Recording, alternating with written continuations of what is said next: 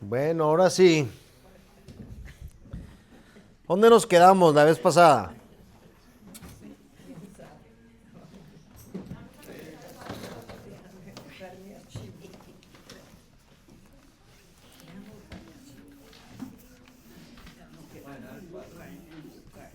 Ajá.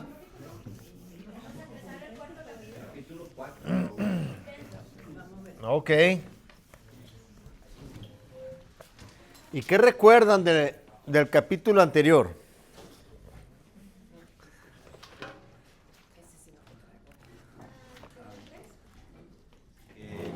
Cuando se dice ser imitadores de mí es conducirnos según su ejemplo. Ok. Ok.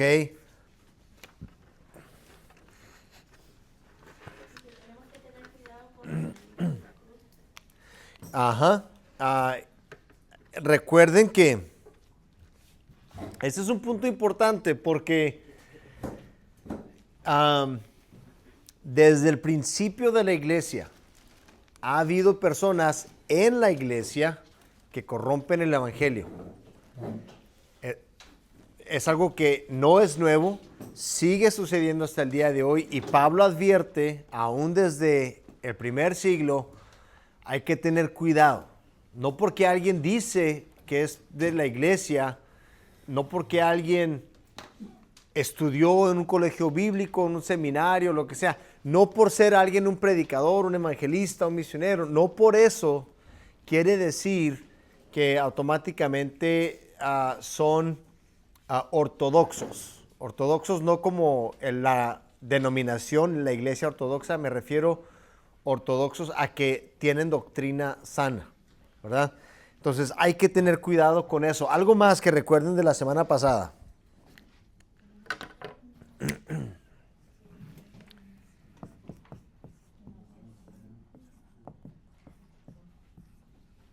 ¿No? Bueno, vámonos al capítulo 4. Todo lo que habíamos estado viendo, ya llevábamos varias semanas examinando este largo pensamiento de Pablo y eso lo concluimos la semana pasada. Ahora Pablo va a empezar a cerrar. Ahora ya va a empezar a hacer sus últimos comentarios, ¿verdad? Y pudiéramos decir que en esta parte de la epístola, aquí Pablo está dando sus instrucciones finales.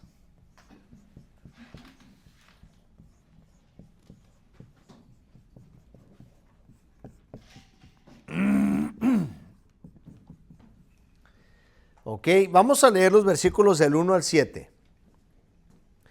Dice así: así que, hermanos míos, amados y deseados, gozo y corona mía, estad así firmes en el Señor, amados. Ruego a Evodia y a Síntique que sean de un mismo sentir en el Señor.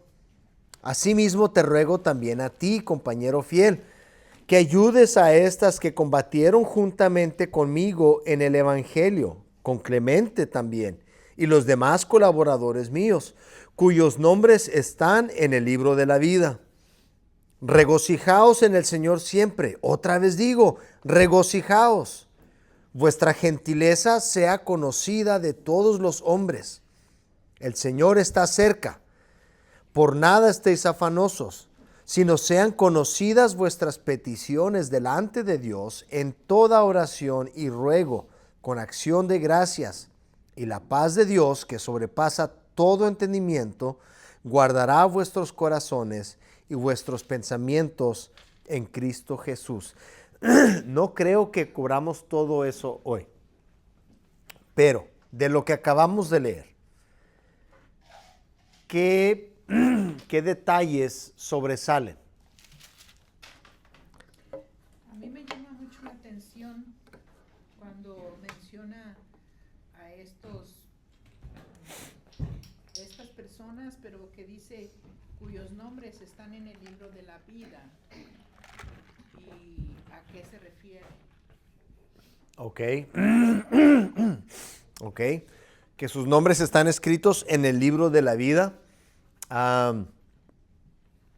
Dice en el libro de Apocalipsis, nos describe que hay un rollo, ¿verdad? Y en el que están escritos todos los nombres de los que son salvos.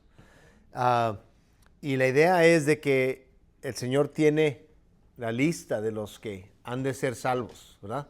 Y aquí Pablo, entonces, él ya sabe que estos van a ser salvos. Sí. Sí, yo creo que es un detalle interesante, ¿no? Que Pablo sabe que son salvos. Sí. Ok, ¿algo más? Se refiere a la gentileza, a excepción de todos los dones, habla exclusivamente de la gentileza. Ok, a ver, otra vez, hermana. Que a pesar de que hay más de 10 dones, habla de la gentileza solamente. ¿Qué quiere decir con eso? Digo, ¿usted qué quiere decir con eso? Una persona gentil, a mi parecer, es que es una persona que trata a los demás con suavidad, con el cuidado, ¿verdad? Como a las personas adultas dicen, tratemos con gentileza a los adultos. Entonces, se refiere a que Pablo menciona eso en lugar de mencionar dones del Espíritu Santo. Ok, muy bien. Sí, ¿verdad? Los dones del Espíritu Santo pudieran parecer más espectaculares, ¿verdad? A lo mejor nosotros quisiéramos ser conocidos por nuestros dones. Sin embargo, Pablo dice, sean conocidos por su gentileza. Ok. ¿Algo más? El primer versículo. Así que entonces, ¿verdad? Uh-huh. Entonces, hermanos, vea cómo Pablo dice, míos amados. Uh-huh. ¿Cómo expresa su sentimiento hacia ellos? Y deseados, gozo y corona mía.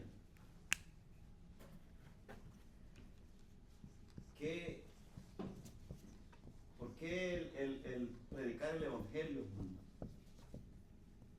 ¿Y por qué uno sigue exhortando o animando a los hermanos a que sigan en el camino de Cristo?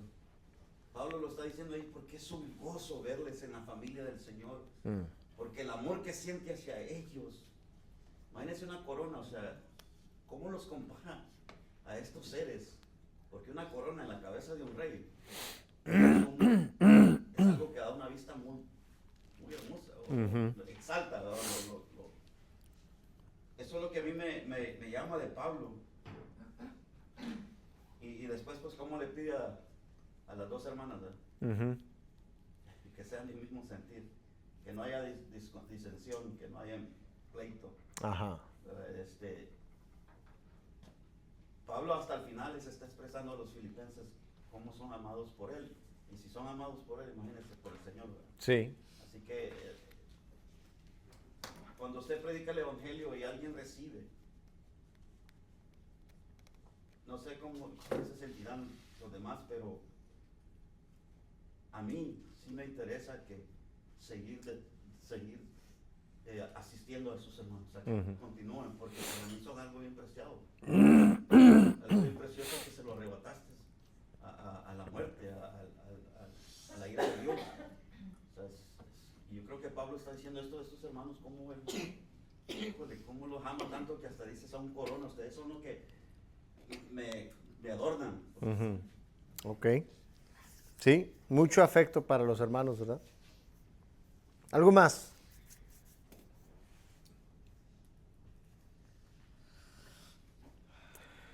Quiero empezar con esto que acaba de mencionar el hermano Roberto.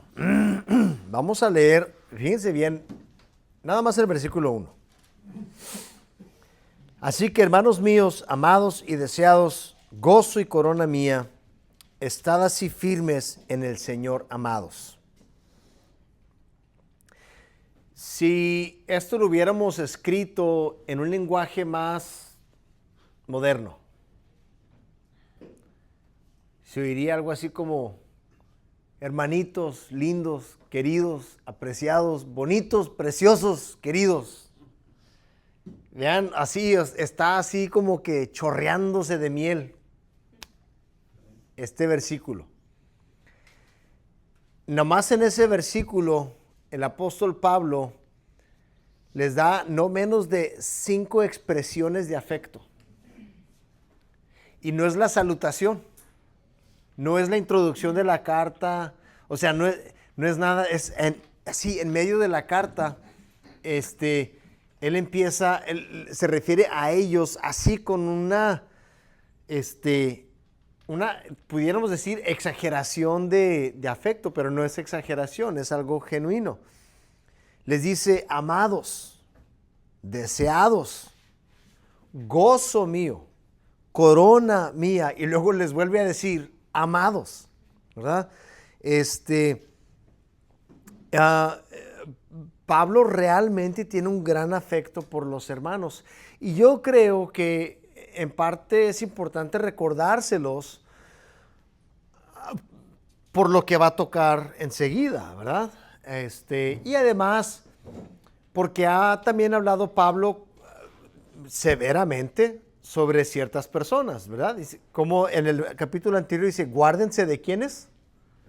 De los perros. O sea, apenas en el capítulo 3, él usa un lenguaje bastante agresivo y severo. Y entonces él ahora está cambiando de tono y él quiere enfatizar que aunque Pablo tiene palabras muy fuertes para personas que corrompen el evangelio, su postura hacia los filipenses es una de amor, de cariño, de afecto. Tan es así que tiene ahora una apelación muy personal y en la que va a mencionar nombres. Y a lo mejor no tenemos esta reacción porque sabemos que estas son personas antiguas, ¿verdad? Pero si llegara una carta hoy y la leyéramos, y por cierto, quiero que sepan que estas cartas cuando eran enviadas a la iglesia, se leían así, se le leían a la iglesia. Imagínense cuando el que traía la carta, porque el que traía la carta era quien la leía. Entonces, venía un hermano que había enviado Pablo, ¿verdad? Y ¿cuándo hay culto? Oh, pues a las 7 de la tarde. Ok, bueno.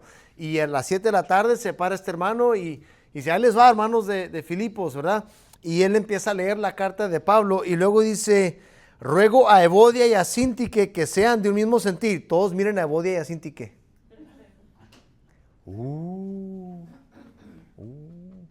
Las menciona por nombre.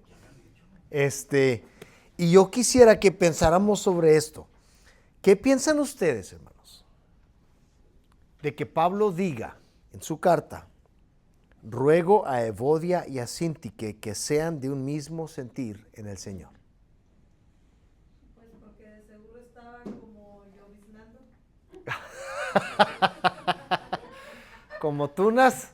Como lloviznando. A veces pensamos diferente y nos aferramos. Ok. Posiblemente. ¿Qué más implica? Dígame, hermano. Yo lo comparo como la carta de Pablo a los Corintios. Bueno, especialmente cuando dice lo que les escribí, aunque lo escribí de manera tan dura, el propósito era de que hubiese arrepentimiento, ¿verdad?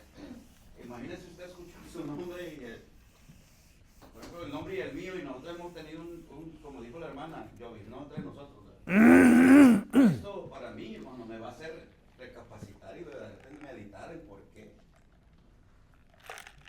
¿Cuál es mi propósito en la vida de caminar con Cristo? No es mi sentir, no es mi opinión, no es mi deseo. Es lo que Cristo quiere que sea mi vida en Él. Y si es así, deben de poner todo mi querer por el querer del Señor, para que no haya tales cosas entre nosotros. Okay. Porque están escritos en el libro de la vida, eso es, ambas son salvas, ambas tienen la fe en el Señor, ambas su Señor es Cristo. Esto es bien importante, que caminemos considerándonos, como dijo él, los unos más que los de otros. O sea, poniendo las cosas de los demás antes, ¿verdad? Cuando Ujú. es necesario, y es enseñanza de humildad y de gentileza. Ok. ¿Alguien más, hermanos, le resalta algo de este versículo? Hermana, yo aquí miro también que pues ya se menciona a estas hermanas y yo creo que sirve para los otros filipenses también, porque no nada más ellas deben de haber tenido problemas, a lo mejor él sabía de ellas, pero sirve para que otras personas digan, pues si mencionaron a ellas, pues yo también, como para recapacitar y decir yo también tengo problemas con alguien muy cercano. Ok. Pero aquí dice, y a ti mi fiel compañero, te pido que ayudes a estas mujeres que han luchado a mi lado en la obra del Evangelio. Ujú. Entonces, como ya son mujeres que están seleccionadas, o sea que ya tienen un conocimiento bastante de Dios y han sido seguidores de Cristo, Él quiere y desea que continúen, que las ayuden, porque que ya no pierdan lo que han ganado. Sí, yo creo que es correcto, hermana. Ahora, hay varias cosas que quiero señalarles acerca de este versículo, porque ahorita bien la hermana lo señaló, también menciona a otra persona, ¿verdad? Y también a esa persona le ruega, ¿verdad? Quiero que leemos de eso un poquito. De ahí dice, ruego a Evodia y a Sintique. Pues ese ruego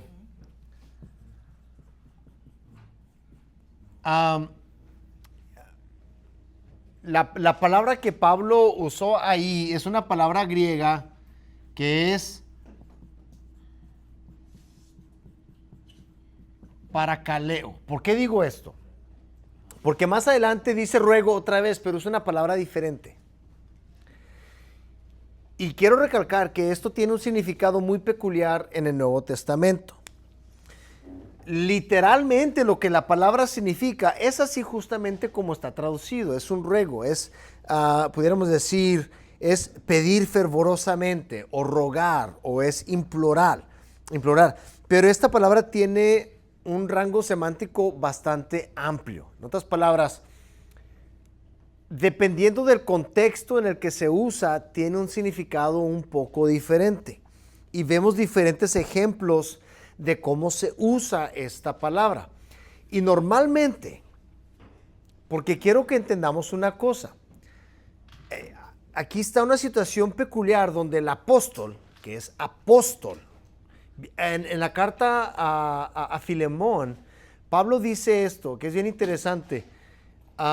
Tengo autoridad para mandarte que hagas lo correcto, pero prefiero apelar. O sea, te ruego mejor, por amor. Yo tengo autoridad para mandarte, pero mejor te ruego, por amor, que hagas esto.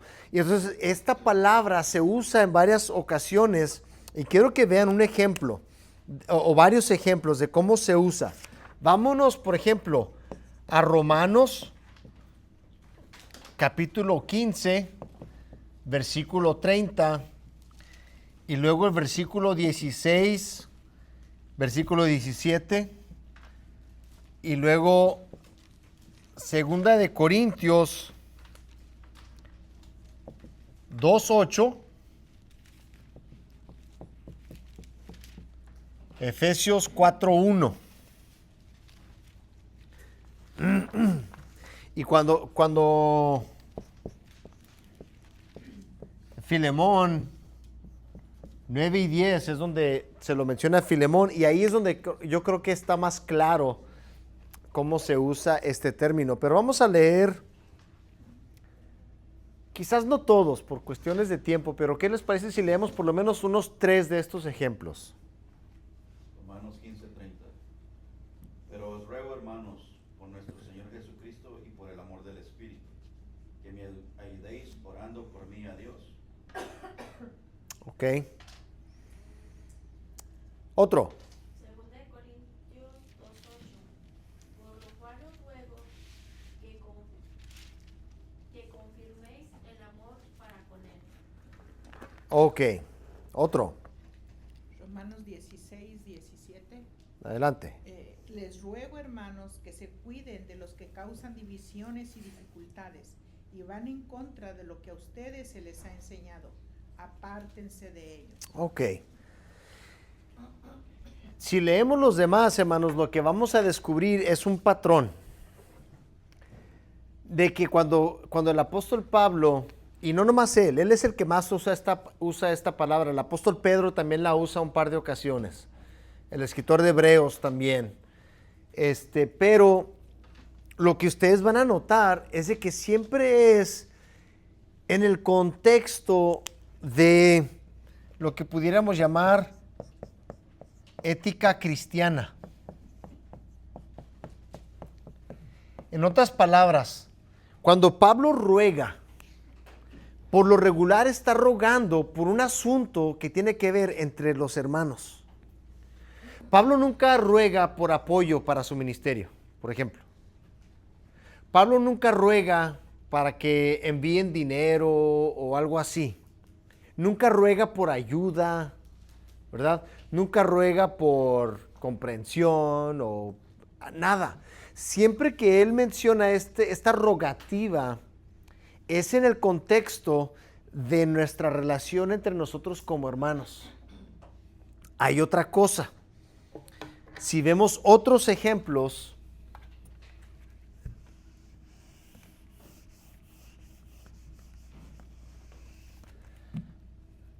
fíjense bien, Romanos 12, versículo 1.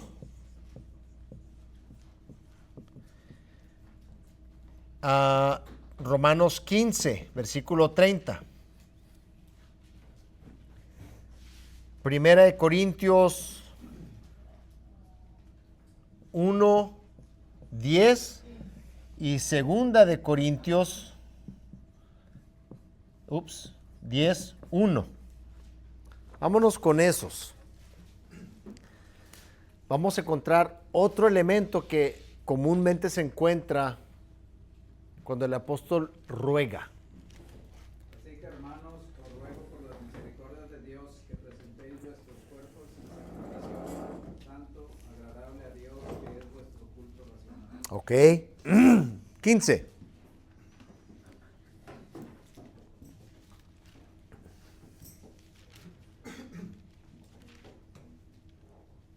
Dice 30, pero os ruego, hermanos, por vuestro Señor Jesucristo y por el amor del Espíritu, que me ayudéis orando por mí a Dios. Otro. Primera de Corintios.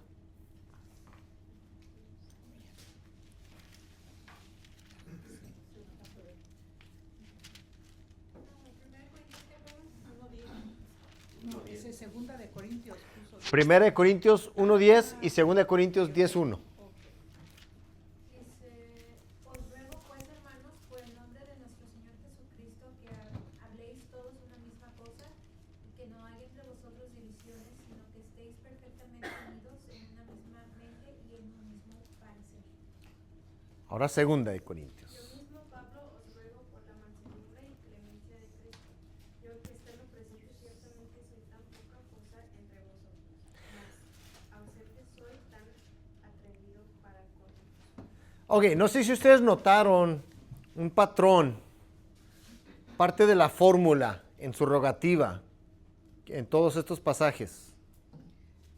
¿Sí? La gentileza. No es eso. Mismo sentir.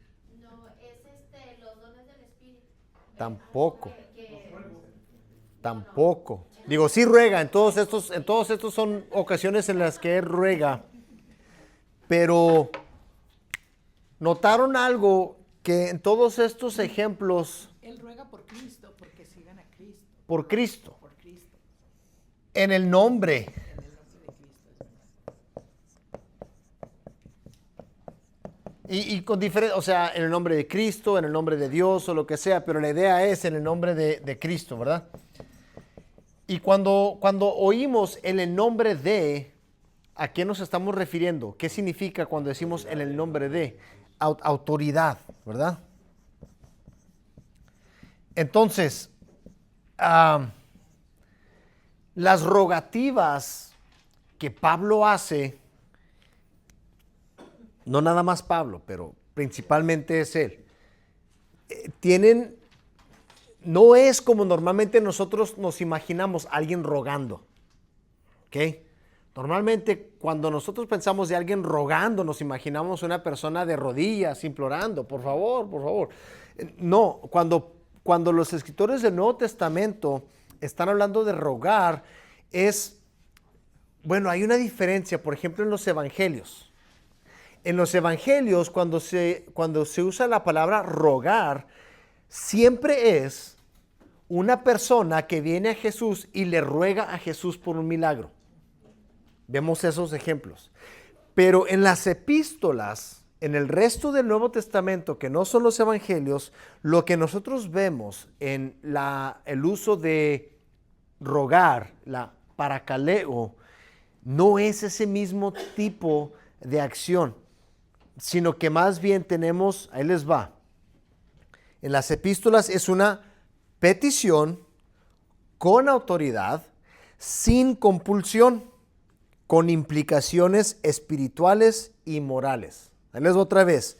En las epístolas, la rogativa normalmente es una petición con autoridad, pero sin compulsión y con implicaciones espirituales y morales. En otras palabras, es una manera tierna de decirnos lo que debemos hacer. ¿Sí me explico? Es pedir de favor lo que alguien debe hacer. Pero por el honor a otra. Y normalmente tratándose de la relación entre cristianos. ¿Sí? Sí, entonces, quiero que tengan esa imagen en su mente cuando leemos las palabras ruego a Evodia y a Síntique. No es Pablo poniéndose a la merced de ellas, ojalá que ellas, ¿verdad?, hagan lo que les... No es así. Es una manera tierna de decirles, esto es lo que deben hacer. Por el nombre de Cristo, se lo deben a Cristo. Hacer esto es una manera de honrar a Cristo, ¿verdad? Y siempre que ustedes lean en las epístolas esta rogativa, tengan eso en mente. Eso es lo que el apóstol está tratando de transmitir. Ahora, la siguiente cosa. ¿Qué es lo que está rogando Pablo? ¿Cuál es su rogativa? Que se pongan de acuerdo. ¿Ok? ¿Cómo se llama? Que deje de llovinar, dijo el hermano. Que deje lloviznar. Sí, que se lleven bien cuando no está él, que sepan llevar el ministerio por el camino de Dios, que se vean como realmente debe de ser, aunque él no esté. ¿Ok?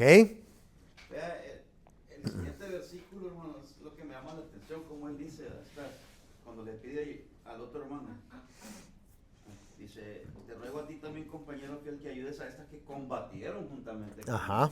Ok. Eso es algo que también trae importancia al asunto. Pues Pablo está llamando la atención, ¿verdad? Ok.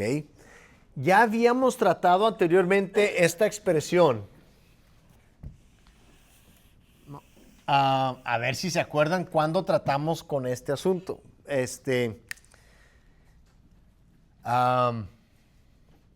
Bueno, para empezar, la primera parte es esto. Un mismo. ¿Ok? Ahorita vamos a hablar de esto un poquito más, pero la idea es que sea un mismo. ¿Un mismo qué? Sentir. A ver si se acuerdan en qué otra parte viene esta idea de tener un mismo sentir. Ahí en Filipenses.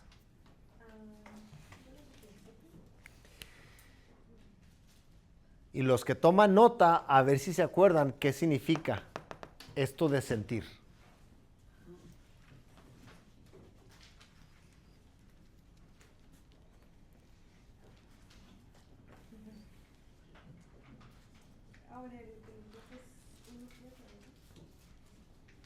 A ver, completen la frase. haya en vosotros el mismo sentir que hubo también en Cristo. en Cristo, ¿verdad? ¿Recuerdan esa parte? ¿Están Filipenses 1:7? Ujú. Haya en vosotros este mismo sentir que hubo también en Cristo Jesús, el cual siendo igual a Dios, No estimó ser igual, a Dios como cosa que aferrarse. sino que se humilló Ajá. y se entregó. Ahora, ¿recuerdan qué significa sentir? Dice Daniel, amor entrañable. Por acá me está soplando. No le haga caso porque eso no es. Por eso dice Daniel. A ver, ¿alguien recuerda qué significa sentir?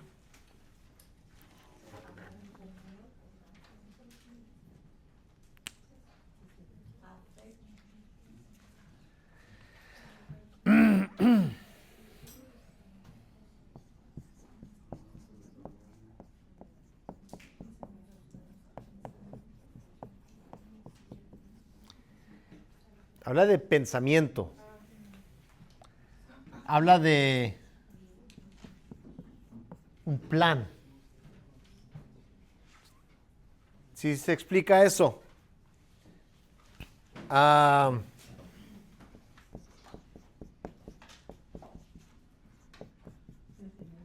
El mismo parecer.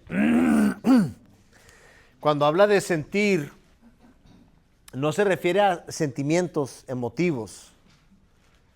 Se refiere a algo racional, una opinión, un pensamiento, un plan, una forma de pensar, por decirlo de cierta manera.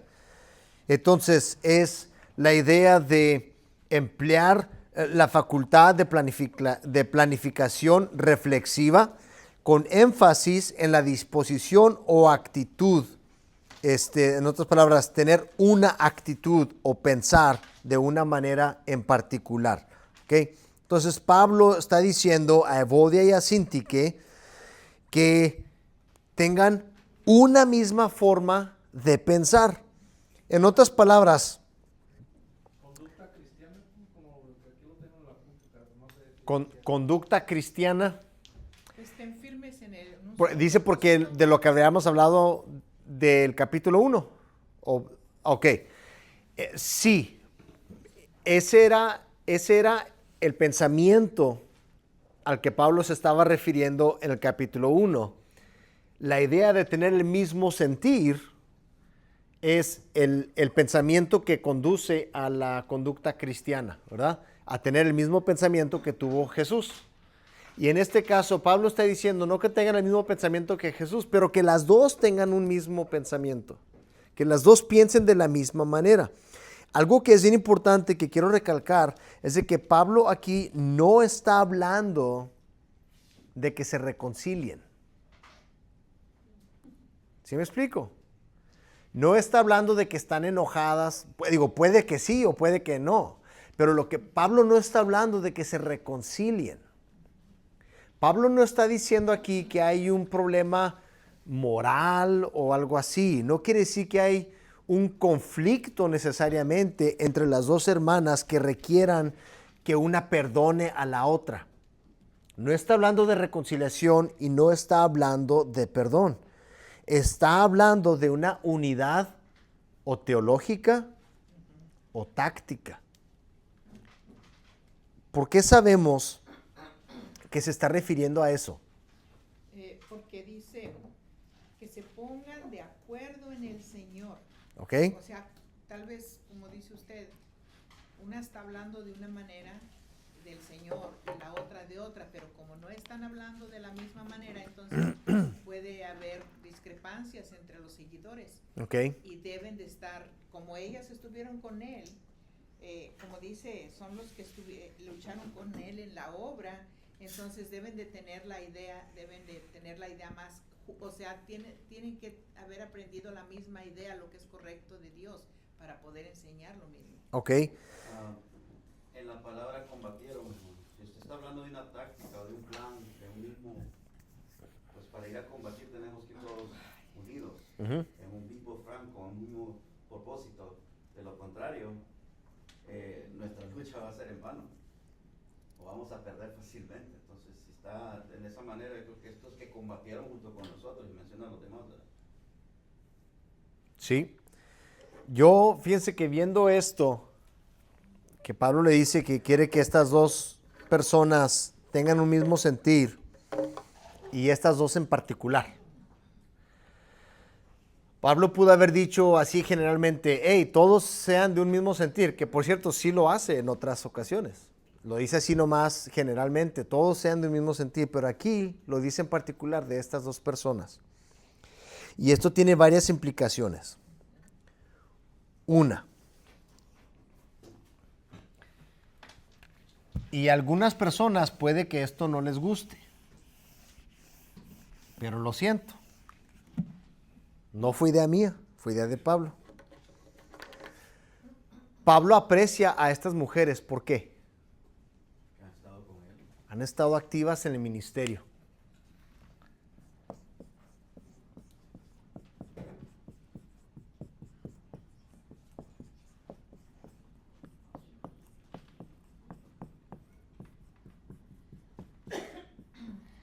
Ahí debe de indicarnos algo, hermanos, que tenemos mucho conflicto con este asunto de cuál es el lugar de la mujer en la iglesia, en el ministerio y todo este tipo de cosas. Y hay dos extremos de pensamiento. En un extremo es la idea de que la mujer, cuando se trata del ministerio, calladita se ve más bonita y sentada. Y el otro extremo es, las mujeres pueden hacer absolutamente todo lo que hace cualquiera de los hombres, pueden ser apóstoles, pueden ser de todo, y no hay ninguna diferencia en absoluto. Lo que la Biblia nos enseña es que ambos extremos están equivocados. La verdad está en medio de estos dos extremos. Y tenemos que mirar todas las partes de la Escritura y ver qué es lo que la Escritura nos dice. Y Pablo, aquí sin siquiera tratar frontalmente con el asunto del lugar de la mujer en el ministerio, ¿qué nos dice? Que hay mujeres en el ministerio. Las hay. Y Pablo las aprecia. ¿Sí? Y quiero que pensemos en cómo se miraba que hubiera mujeres combatiendo con Pablo en el ministerio. Para empezar, el hecho que Pablo ilustra el ministerio como combate. El combate tiene el sentido de algo, para empezar, peligroso, ¿verdad? Riguroso. Aparte suena muy masculino. Pero si estas mujeres estaban con Pablo combatiendo por el evangelio y nosotros sabemos cómo era el ministerio de Pablo, ¿ustedes qué creen que hacían las mujeres que acompañaban a Pablo en su ministerio? Yo creo que apoyaban a las familias, que ayudaban a las otras mujeres. Yo creo que es muy bueno que haya otras mujeres para que ayuden a otras mujeres. Seguramente ministrarle a otras mujeres era una parte muy importante, ¿sí?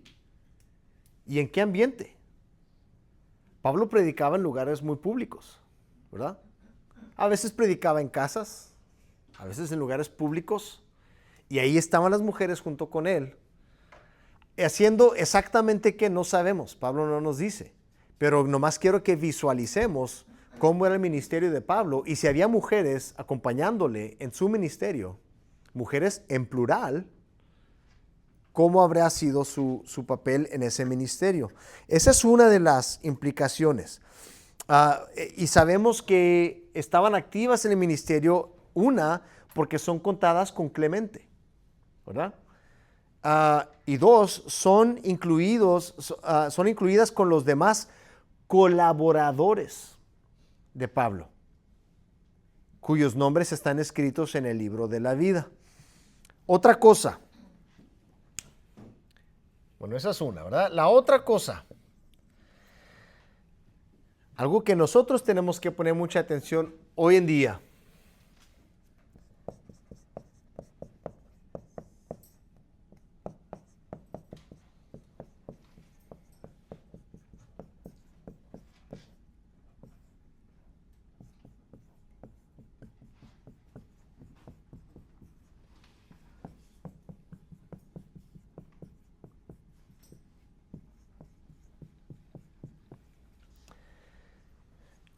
uno de los valores más importantes de nuestra era moderna es la tolerancia. Y la tolerancia tiene su virtud. Pero mayor que la tolerancia es estar de acuerdo. A veces estamos tan afanados por ser tolerantes que estamos en comunión con personas con las que no tenemos nada en común. Y lo que eso crea es disfunción.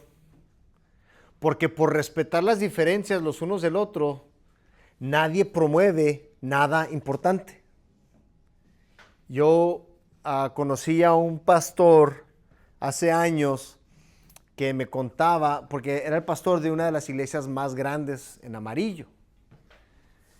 Y él me contaba que cuando él recién llegó a Amarillo y que lo pusieron a cargo de una iglesia, dijo, la iglesia era una iglesia pequeña, como de 100 miembros. A él eso se le hacía pequeña. Para cuando yo lo conocí, esa iglesia tenía miles de miembros. Y él decía, la manera que yo hice a la iglesia crecer fue que yo me di cuenta que había metodistas, bautistas, católicos, presbiterianos, adventistas, había toda clase de gente que eran cristianos y que no iban a la iglesia. Y entonces yo empecé a predicar solamente las cosas que a nadie iban a ofender. Y pues mucha gente se añadió a la iglesia, porque pues solamente hablaba de las poquitas cosas en las que todos estaban de acuerdo. Entonces había mucha tolerancia, pero no había mucha sustancia en la iglesia. Entonces, es bueno tener tolerancia hasta cierto punto, debemos de tolerar nuestras diferencias, pero más importante que eso todavía es que estemos de acuerdo, que pensemos una misma cosa. A fin de cuentas, solamente tenemos un Señor, ¿no? Y nuestro Señor no está loco. Él enseñó una sola cosa. Entonces, a nosotros nos corresponde esforzarnos por entender correctamente cuál fue la enseñanza de nuestro Señor. Y no simplemente decir, bueno, pues cada quien, ¿verdad? Estar de acuerdo, hermanos, es más importante que tolerar. Dígame, hermano. Esto me recuerda lo que usted dice de la mujer, hermano, porque puede ser que en la oración, puede ser muchas cosas que la mujer puede orar. Pero cuando Aquila y Priscila, si Aquila y Priscila hubieran tenido el pensar de tolerancia con Apolos, que Apolos era un gran siervo, sí, que exponía la palabra de manera muy perfecta, digamos. sí. Pero ellos al ver que él no tenía conocimiento pleno, ven para acá, te vamos a explicar. Ajá. O sea, ambos, Baile le hubieran dicho, no, ay, quédate, o sea, estamos tolerantes contigo, no, tuvieron que explicarle ahora lo de la gracia y el espíritu. Se esforzaron porque él tuviera el mismo entendimiento que los apóstoles le habían dado a ellos. Ahora, ya para terminar nada más, hay una última implicación que yo quisiera compartir con ustedes. Estar de acuerdo es más importante que tolerar diferencias, pero ¿cómo le hacemos para estar de acuerdo? ¿Quién decide en qué estamos de acuerdo? Por ejemplo, entre Síndique y Evodia, ¿quién decide en cuál? Bueno,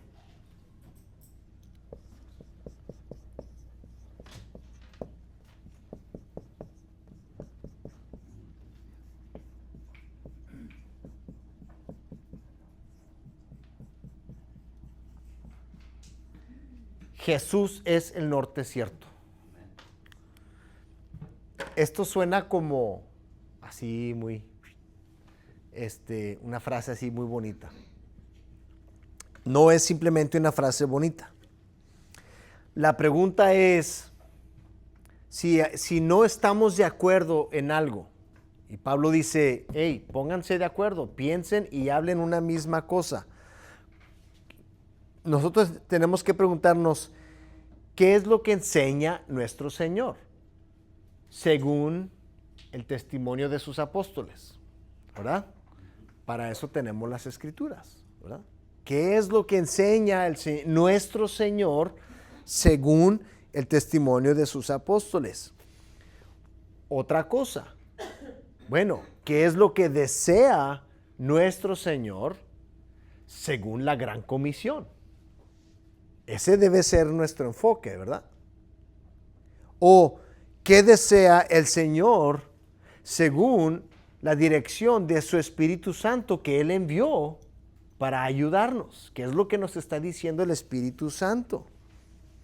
Otra vez, ¿qué es lo que el Señor demanda de acuerdo a las Escrituras? Ese es nuestro norte cierto. Entonces, cuando hay desacuerdo, tenemos que volver a esto. Y por eso Pablo no dice que sean de un mismo sentir arbitrariamente. Hay un norte cierto, hay una respuesta correcta y tenemos que hacer el trabajo necesario si estamos en desacuerdo, no solamente de tolerar nuestra diferencia, necesitamos hacer el trabajo de ponernos de acuerdo. ¿Sí? Ahora sí, hermanos, preguntas o comentarios. Ya no me dio tiempo para hablar de la otra rogativa, porque hay otra rogativa, pero es diferente. Pero con el favor de Dios, la próxima semana tratamos ese asunto. Pero si no hay una pregunta o algo, vamos a terminar con una oración y luego hay pastel. Hay pastel, así que